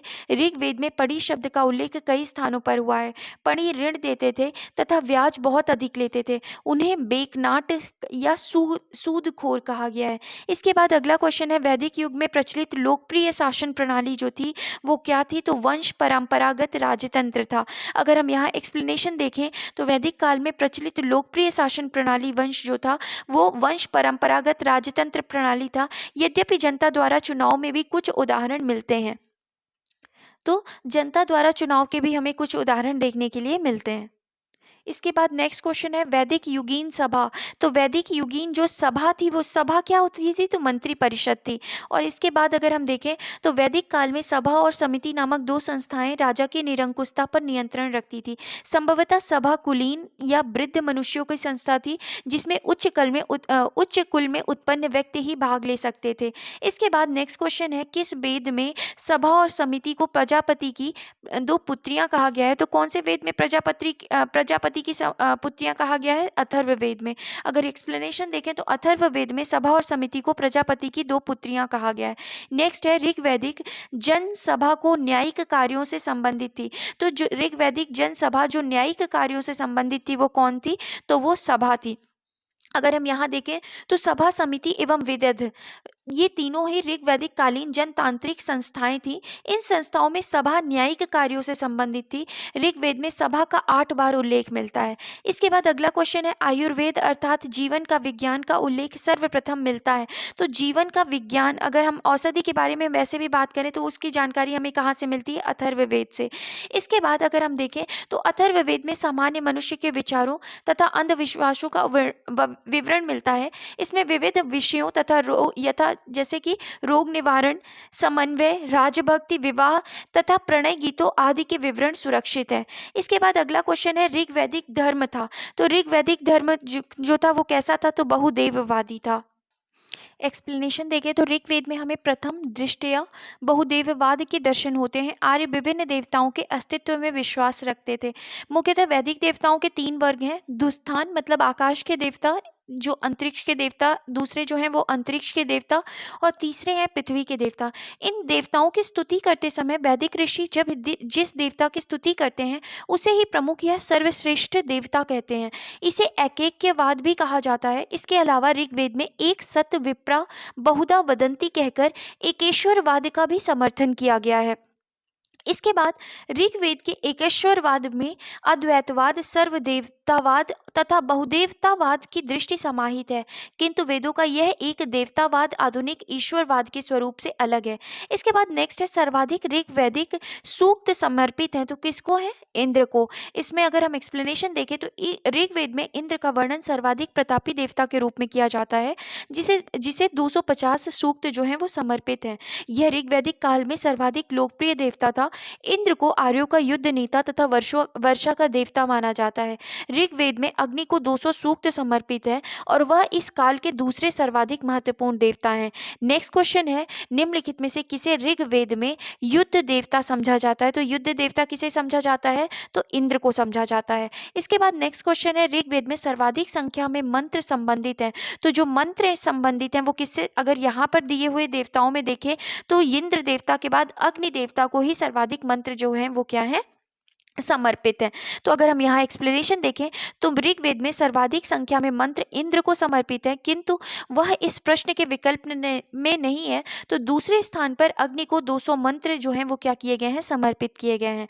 इस हिसाब से उत्तर जो हम देखें तो विकल्प ए होगा।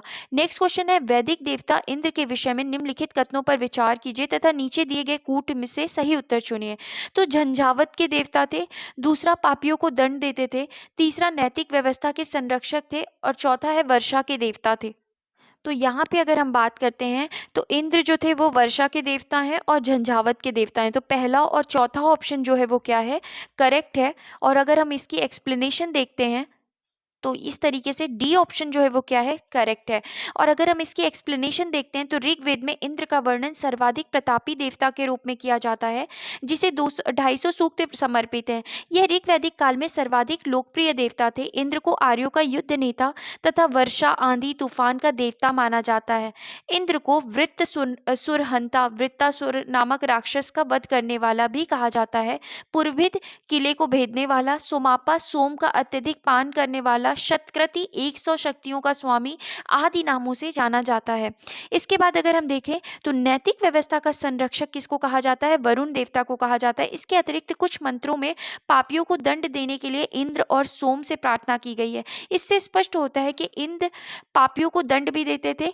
प्रश्न विकल्प में कथन 1, 2, 4 न होने के कारण विकल्प 1 और 4 ज्यादा उपयुक्त उत्तर है। इसके बाद हम बात करते हैं अगले प्रश्न की, निम्नलिखित में से पूर्व वैदिक आर्यों का सर्वाधिक लोकप्रिय देवता कौन था? तो जो अगर हम पूर्व वैदिक आर्य का मतलब ऋग्वैदिक काल में जो लोकप्रिय देवता थे वो कौन थे? तो इंद्र थे। इसके बाद नेक्स्ट क्वेश्चन है, वैदिक देव मंडल में निम्न में से कौन देवता युद्ध का देवता माना जाता है? तो युद्ध का देवता किसे माना जाता है? इंद्र को माना जाता है। अगर हम एक्सप्लेनेशन देखें तो ऋग्वैदिक आर्यों के सबसे महत्वपूर्ण एवं प्रतापी देवता इंद्र थे। इन्हें ऋग्वेद में अभिन्न नामों से पुकारा गया है। इन्हें पुरंदर अर्थात किलों को तोड़ने वाला कहा गया है। यह युद्ध नेता के रूप में चित्रित हैं। इंद्र को वृत्तासुर हंता, पुरविद, सोमापा, सतक्रति, मधवान आदि नामों से जाना जाता है। इसके बाद अगला क्वेश्चन है, 800 से 600 ईसा पूर्व का काल किस युग से जुड़ा हुआ है?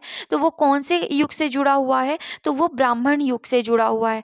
नेक्स्ट क्वेश्चन अगर हम देखते हैं, अगर पहले एक्सप्लेनेशन देखते हैं कि 800 से 600 ईसा पूर्व का काल ब्राह्मण ग्रंथों के प्रणयन युग से जुड़ा है। प्रायः 7वीं या 6ठी शताब्दी ईसा पूर्व से लेकर 3री शताब्दी ईसा पूर्व तक का समय जो है वो सूत्र काल कहा जाता है। नेक्स्ट क्वेश्चन है, गायत्री मंत्र किस पुस्तक में मिलता है? तो गायत्री मंत्र जो है वो हमें कहाँ देखने को मिलता है? ऋग्वेद में देखने को मिलता है।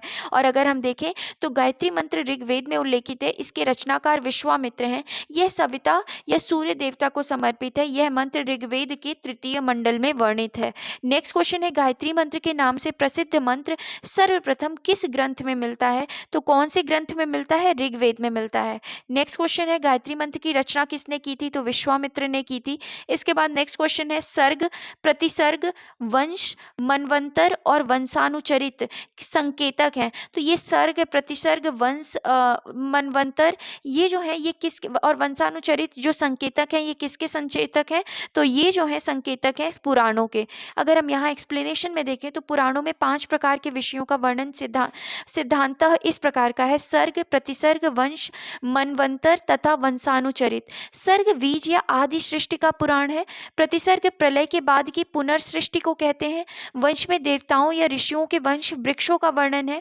मनवंतर में कल्प के महायुगों का वर्णन है। और वंशानुचरित पुराण के वे अंग हैं जिनमें राजवंशों की तालिकाएं दी हुई हैं और राजनीतिक अवस्थाओं, कक्षाओं तथा घटनाओं के वर्णन है। नेक्स्ट क्वेश्चन, पुराणों की संख्या कितनी है? तो हमने पढ़ा है पुराणों की संख्या कितनी है? 18 है। इसके बाद अगर हम देखें और पुराणों की रचना किसके द्वारा की गई है? तो लोमहर्ष एवं उनके पुत्र उग्रसभा द्वारा। नेक्स्ट क्वेश्चन है, श्रीमद् भागवत गीता मौलिक रूप से किस भाषा में लिखी गई है? तो श्रीमद् भागवत गीता जो है वो मौलिक रूप से संस्कृत भाषा में लिखी गई है। अगर एक्सप्लेनेशन देखते हैं तो श्रीमद् भागवत गीता मौलिक रूप से संस्कृत भाषा में लिखी गई थी। यह प्राचीन धार्मिक ग्रंथ महाभारत का एक भाग है। नेक्स्ट क्वेश्चन है, महाभारत मूलतः किस रूप में जानी जाती है? तो जो महाभारत है वो मूलतः जय संहिता के नाम से जानी जाती है। इसके बाद अगर हम बात करते हैं एक्सप्लेनेशन की, तो महाभारत के प्रारंभिक रचना काल में 8,800 श्लोक थे और इसे जय संहिता के नाम से जाना जाता था। महाभारत का दूसरा संस्करण भारत था जिसमें श्लोकों की संख्या 24,000 थी। वर्तमान महाभारत में 1,00,000 श्लोक प्राप्त हैं।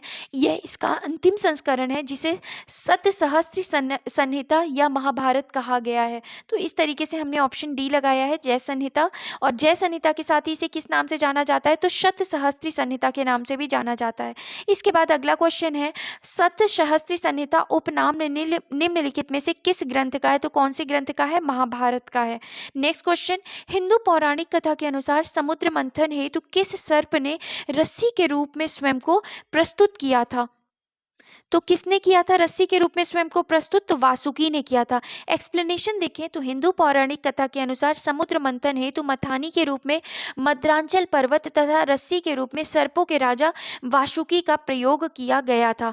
इसके बाद नेक्स्ट अगर क्वेश्चन देखें तो किस काल में अछूत की अवधारणा स्पष्ट रूप से उद्धत हुई? तो कौन से काल में हुई थी? तो अगर हम बात करते हैं तो धर्मशास्त्र के समय से। अगर हम एक्सप्लेनेशन देखें तो धर्मशास्त्रों के समय में सूत्र काल में 4 वर्ण ब्राह्मण, क्षत्रिय, वैश्य एवं शूद्र के अतिरिक्त समाज में अन्य अनेक जाति यथा अंबष्ठ, उग्र, निषाद, मागध, वैदेहक, रथकार आदि का आविर्भाव अनुलोम एवं प्रतिलोम विवाहों के फलस्वरूप हो गया।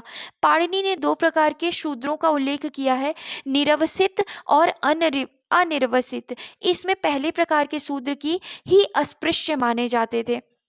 इसके बाद अगला प्रश्न है, सत्यमेव जयते जो है वो किस उपनिषद से लिया गया है? तो वो कौन से उपनिषद से लिया गया है? तो मुंडको उपनिषद से लिया गया है। और अगर हम बात करते हैं तो सत्यमेव जयते शब्द जो है वो मुंडको उपनिषद से लिया गया है, जिसका अर्थ है सत्य की ही विजय होती है। यह भारत के राज्य चिन्ह पर भी अंकित है। नेक्स्ट क्वेश्चन है, सत्यमेव जयते शब्द कहाँ से लिया गया है? जस्ट अभी हमने पढ़ा, कहाँ से लिया गया है? मुंडको उपनिषद से लिया गया है। नेक्स्ट है, भारतीय प्रतीक पर उत्कीर्ण सत्यमेव जयते लिया गया है। सेम रिपीटेड क्वेश्चन, तो मुंडको उपनिषद से लिया गया है। तमसो मां ज्योतिर्गमय कथन है, मूलतः ये कथन कहाँ पे है? तो तमसो मां ज्योतिर्गमय जो कथन है, ये जो कथन है ये कहाँ से लिया गया है? तो उपनिषद का कथन है। तो अगर हम बात करते हैं एक्सप्लेनेशन में, तो तमसो मां ज्योतिर्गमय कथन बृहदारण्यक उपनिषद से लिया गया है। इस कथन का अर्थ है अंधकार से प्रकाश की ओर। नेक्स्ट क्वेश्चन है, किस उपनिषद का शाब्दिक अर्थ सफ़ेद घोड़ा है? तो इसका करेक्ट आंसर जो है वो ऑप्शन ई होगा, इनमें से कोई भी नहीं। अगर हम एक्सप्लेनेशन देखें तो विकल्प में दिए गए किसी उपनिषद का तात्पर्य सफ़ेद घोड़ा नहीं है।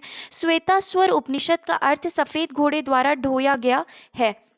इसके बाद बात करते हैं, सत्यकाम जाबाल की कथा जो अनब्याही माँ होने के लांछन को चुनौती देती है उल्लेखित है। तो ये कहाँ उल्लेखित है? तो ये छांदोग्य उपनिषद में उल्लेखित है। अगर हम बात करें तो सत्यकाम जाबाल महर्षि गौतम के शिष्य थे जिनकी माता का नाम जबाला था। सत्यकाम जाबाला की कथा जो अनब्याही माँ होने के लांछन को चुनौती देती है, इनकी कथा छांदोग्य उपनिषद में उल्लेखित है। इसके बाद अगली क्वेश्चन की देखते हैं कि ऋग्वेद की मूल लिपि जो थी वो कैसी थी? तो ऋग्वेद की जो मूल लिपि थी वो कैसी थी? ब्राह्मी थी। इसमें अगर हम एक्सप्लेनेशन देखें तो ऋग्वेद की मूल लिपि ब्राह्मी थी। ऋग्वेद में कुल 10 मंडल हैं तथा 1028 सूक्त हैं।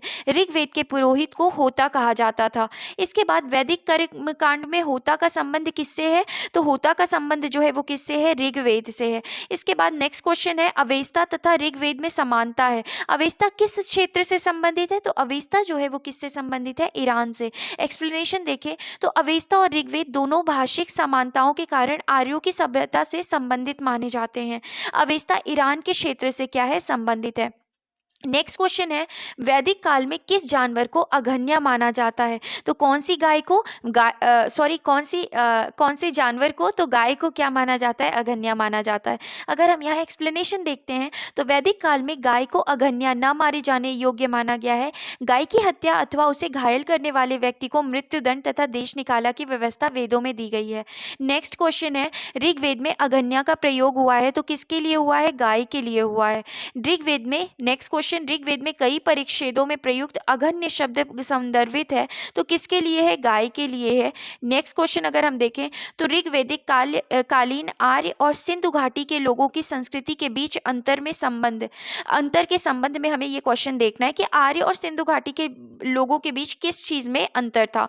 तो निम्नलिखित कथनों में से कौन सा सही है? तो अगर हम पहला ऑप्शन देखते हैं कि ऋग्वैदिक कालीन आर्य कवच और सिर स्त्राण हेलमेट का उपयोग करते थे, जबकि सिंधु घाटी सभ्यता के लोग इनके उपयोग का कोई साक्ष्य नहीं मिलता। तो अगर हम यहाँ देखें तो ऋग्वैदिक कालीन आर्य कवच और सिर स्त्राण का उपयोग करते थे, तो बिल्कुल सही है, जबकि सिंधु घाटी सभ्यता के लोगों में इनके प्रयोग का कोई साक्ष्य नहीं मिलता। तो पहला ऑप्शन सही है। सेकेंड ऑप्शन देखें, ऋग्वैदिक कालीन आर्यों को स्वर्ण चांदी और ताम्र का ज्ञान था, जबकि सिंधु घाटी के लोगों को केवल ताम्र और लौह का ज्ञान था। तो ये सेकेंड ऑप्शन क्या है? गलत है। सेकेंड ऑप्शन क्या है? गलत है। इसके बाद अगर हम बात करते हैं, हमें पता है कि जो ये सिंधु घाटी सभ्यता थी तो ये तो वैसे भी ताम्र पाषाण काल में ही आती थी।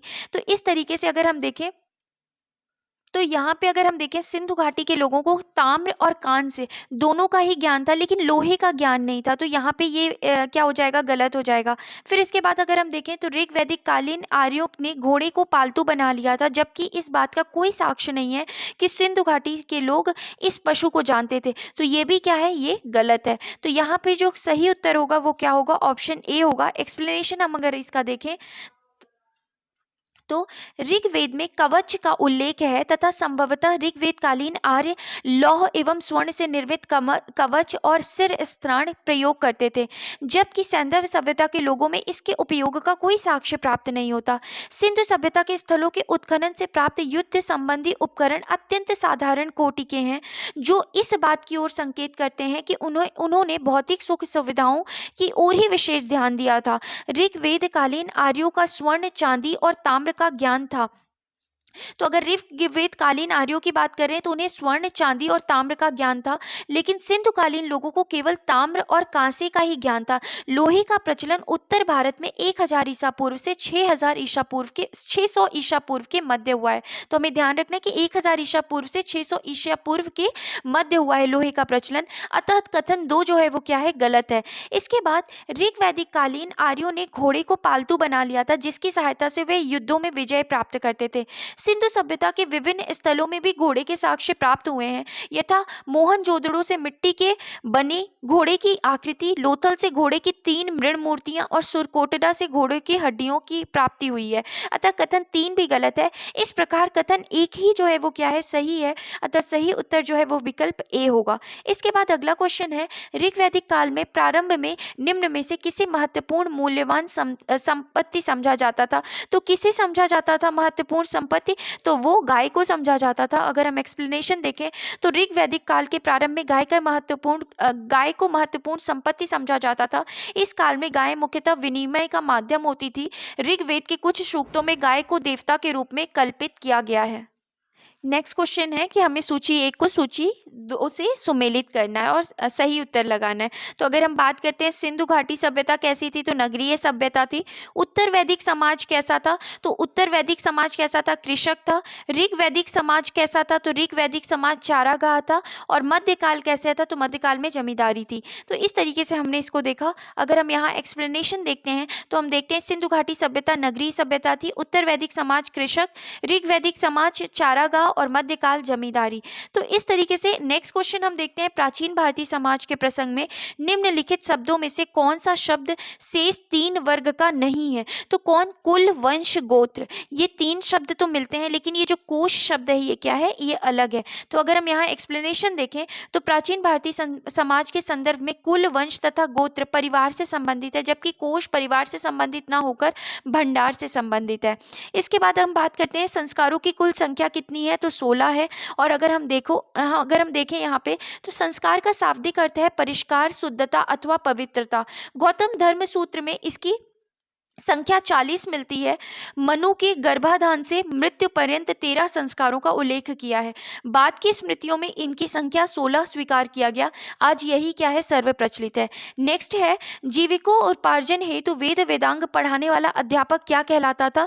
तो क्या कहलाता था? उपाध्याय कहलाता था। अगर हम यहाँ एक्सप्लेनेशन देखें तो वैदिक काल में जीविको उपार्जन हेतु वेद वेदांग पढ़ाने वाला अध्यापक उपाध्याय कहलाता था। आचार्य गुरुकुल की स्थापना करके अपने शिष्यों को पढ़ाता था तथा कोई फीस नहीं लेता था, किंतु शिष्य के द्वारा दी गई दक्षिणा स्वीकार कर लेता था। तो इस तरीके से फ्रेंड्स वैदिक काल से संबंधित जितनी भी महत्वपूर्ण एक्सप्लेनेशंस थी, क्वेश्चंस थे, उनको हमने कंप्लीट किया। अगर आपको फ्रेंड्स ये सेशन अच्छा लगा हो तो प्लीज़ लाइक करें, शेयर करें, और अगर चैनल को अभी तक सब्सक्राइब नहीं किया है तो सब्सक्राइब करें। It is a motivational factor for me. Please आप सपोर्ट करें। Thank you.